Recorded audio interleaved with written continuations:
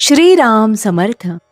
श्रोते हो, आपण ऐकत आहात श्री गोंदवलेकर महाराज यांचे प्रवचन. सुख त्यागात नाही, भोगात आहे. अमुक हवे असे वाटले आणि ते मिळाले नाही म्हणजे दुःख होते. अमुक हवे असे वाटूच देऊ नये. परमात्मा ठेवील त्यात समाधान मानावे. याचेच नाव वैराग्य.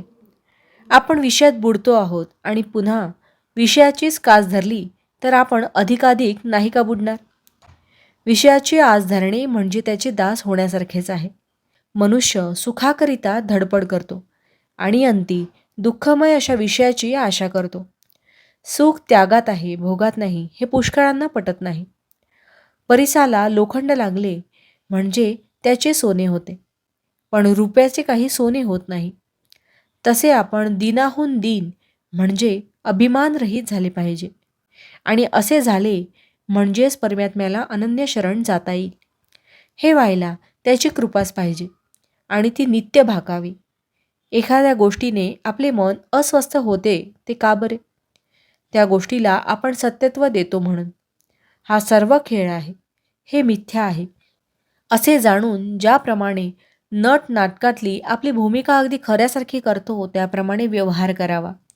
सुख समाधान सत्यात असते, मिथ्यात नसते.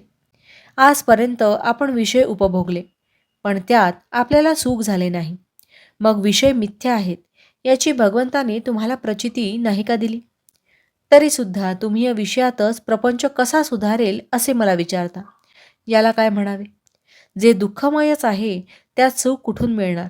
2 लहान मुली भातुकली खेळल्या.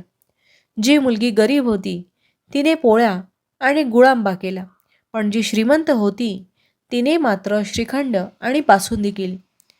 पहिलीचा गुळांबा जितका पोट भरण्याला उपयोगी नाही तितकेच दुसरीचे श्रीखंडही उपयोगी नाही. तसे प्रपंचाचे खरेपण आहे. प्रपंच असण्यासाठी बायको आणि मुले यांची गरज आहेच असे नाही. जो दुसऱ्यावर अवलंबून असतो तो प्रपंचीच असतो. म्हणून मनुष्य एकटा असला तरी प्रपंचीच असतो. दुसऱ्यापासून सुख मिळवण्याचा प्रयत्न करणारा मनुष्य हा प्रपंची होय.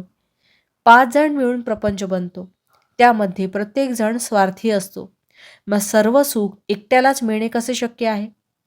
प्रपंचामध्ये अनेक वस्तू आहेत, पण भगवंताजवळ एकच वस्तू आहे. प्रपंचामध्ये कितीही वस्तू आणल्या तरी पुऱ्या पडत नाहीत, कारण एका वस्तूच्या आणण्यामध्ये दुसऱ्या वस्तूच्या आणण्याचे बीज आहे. पण भगवंताचे तसे नाही. भगवंताची वस्तू एकदा आणली की पुन्हा ती आणायला नको.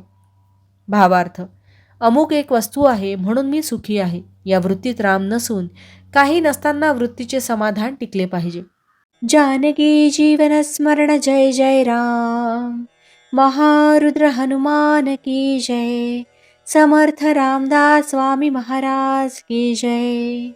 सब संतन की जय.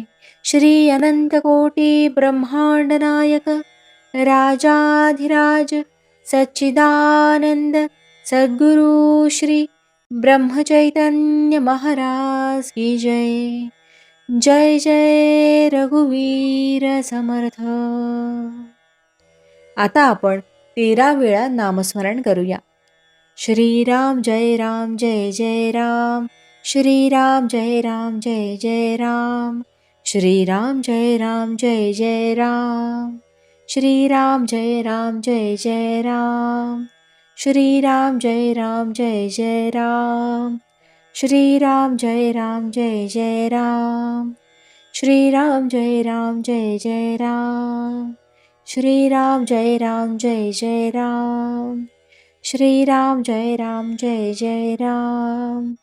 श्रीराम जय राम जय जय राम. श्रीराम जय राम जय जय राम. श्रीराम जय राम जय जय राम. श्रीराम जय राम जय जय राम. जय श्रीराम.